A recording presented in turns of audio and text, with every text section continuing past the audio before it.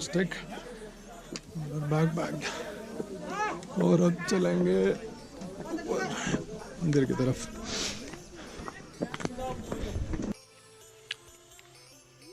यार बहुत ही गंदा रास्ता है, सीमेंट वाला रास्ता है, इतनी जल्दी से पैर में नस चढ़ती है, दर्द होनी शुरू हो जाए।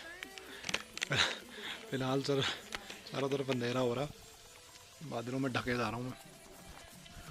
ये शेल्टर लिया मैंने छोटा सा, पता नहीं किसका है, सरकारी है, और थोड़ा रेस्ट कर रहा हूँ और एक छोटी सी टाइम लैप्स बन जाएगी इतनी देर में। Having chocolate as well.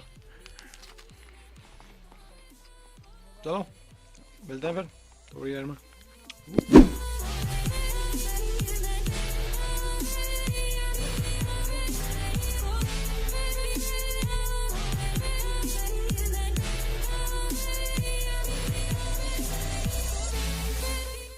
Alright, looks like we're almost there. So, यार cement is not for trekking यार, ये तो घोड़ों के लिए बना है सही में।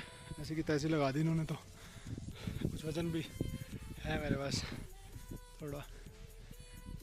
तो वहाँ पे लग रहा है मेरे को वो टेम्पल है ऊपर। होपफुली एक चाय का कप पी के पहुँच जाऊँगा। देखते हैं आगे क्या करना है। रात रुकेंगे वहीं पे, फिर चंद्रशिला।